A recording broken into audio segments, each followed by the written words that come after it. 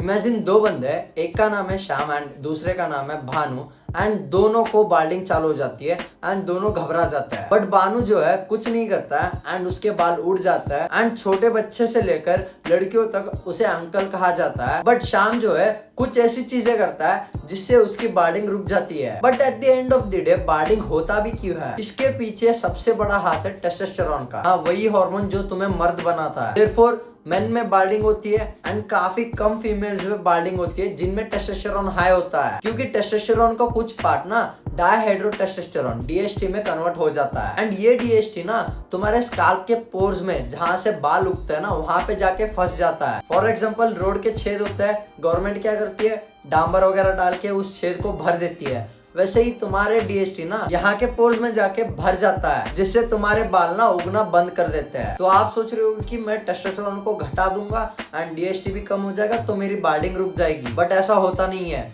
DHT कितना है ये मैटर नहीं करता है, आपकी स्काल्प डीएचटी से कितना सेंसिटिव है वो मैटर करता है। इसीलिए तो बोला जाता है कि बाल्डिंग जेनेटिक्स है, आपकी स्काल्प की सेंसिटिविटी जेनेटिक्स पे डिपेंड करती है। इसीलिए तो कुछ बंदों में डीएचटी का थोड़ा सा प्रोडक्शन हाई हो जाए तो उनमें बाल्डिंग शुरू हो जाती है। बट कुछ ऐसे बंदे हैं जो स्टेरॉइड्स लेके भी उनके बालों को कुछ नहीं होता है। तो पहली चीज तुम्हें करना है, तुम्हें देखना है कि तुम एक्चुअली में बाल्ड कर रहे हो या नहीं। इसे जानने के लिए तुम्हें अपने पुराने फोटोज को देखना होगा एंड तुम्हें अपने हेयर लाइन को चेक करना पड़ेगा। मान लो मेरी हेयर लाइन ऐसी थी, मेरी अगर 1 साल पहले भी हेयर लाइन ऐसी ही थी तो मैं बाल्ड नहीं कर रहा हूँ। बट अगर मेरी हेयर लाइन पीछे को सरक चुकी है तो मैं बाल्ड कर रहा हूँ। बाल्डिंग के भी स्टेजेस होते हैं। अगर आपकी हेयर लाइन ना नॉरूट 2 या फिर नॉरूट 3 में है तो आप घर पे ही हेयर लॉस को कंट्रोल कर सकते हो। बट अगर आपकी हेयर लाइन रिसीड हो चुकी है नॉरूट 4 या फिर नॉरूट 5 में तो इस वीडियो में सोल्यूशन आपको नहीं मिलेगा, आपको एक डॉक्टर को प्रिस्क्राइब करना पड़ेगा। एंड ना कुछ बंदों की हेयर लाइन ना बचपन से ही पीछे को होती है तो आपको घबराने की जरूरत नहीं है। बस आपको अपनी हेयर लाइन को कंपेयर करना है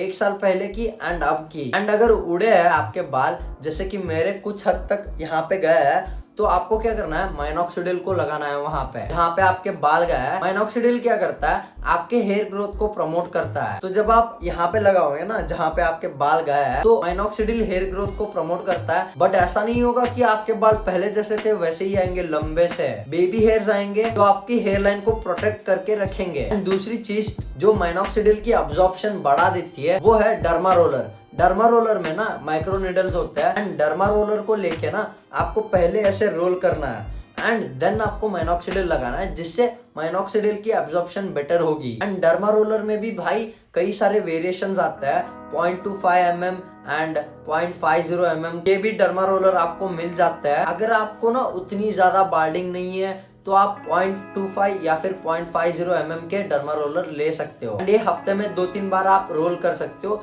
इससे उतना कोई दिक्कत नहीं होगा आपको। बट आपका हेयर लॉस बहुत सीवियर है तो आप 1 mm का डर्मा रोलर ले सकते हो एंड ये ना बस हफ्ते में 1 बार रोल करना है एंड माइनॉक्सिडिल लगाना है। ये चीजें जब करोगे ना तो आपका हेयर फॉल कंट्रोल में आ जाएगा। और जब आपकी हेयर फॉल हो रही होगी ना तो एक और चीज होती है वो है हेयर थिनिंग। यहाँ पे आपके बाल ना पतले पतले से हो जाते हैं, मर से जाते हैं, ना ही उनमें डेंसिटी होती है ना ही उनमें वॉल्यूम होता है। तो इसे सॉल्व करने के लिए ना तुम्हें अपनी डाइट को फिक्स करना पड़ेगा। जो डीएचटी से दिक्कत थी उसे तो हमने सॉल्व कर दिया माइनॉक्सिडिल और डर्मा रोलर से, बट डाइट से जो दिक्कत थी आपको अपनी डाइट को सुधार के ही फिक्स करना पड़ेगा। मेनली आपको बैलेंस डाइट फॉलो करनी है जहाँ पे प्रोटीन रिच फूड्स आपको इंक्लूड करना है एंड विटामिन एंड मिनरल्स भी भरपूर हो। एंड एक और चीज जो आपके हेयर हेल्थ को बेटर करेगी वो है आंवला। अगर तुम अपनी डाइट में ना प्रोटीन रिच फूड्स एंड एक वेल बैलेंस डाइट है एंड आंवला को इंक्लूड करोगे ना तो आपके हेयर्स की डेंसिटी एंड वॉल्यूम वापस आ जाएगा। तो ये चीजें तुम्हारे हेयर्स को फिक्स कर देंगी।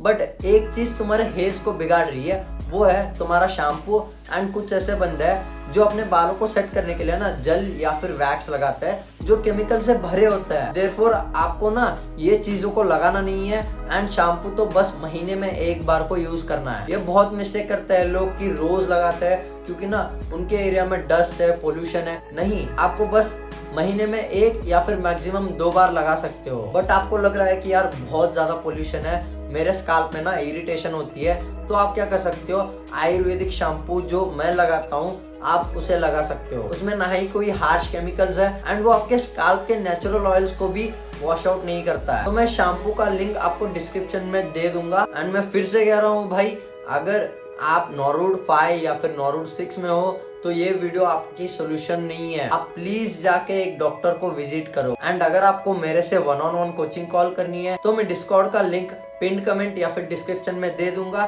तुम वहां पे मुझे मैसेज कर देना। एंड ये कोचिंग कॉल पेड होगी। And that's it for this video. मिलते हैं अगली वीडियो में। Love you, bye.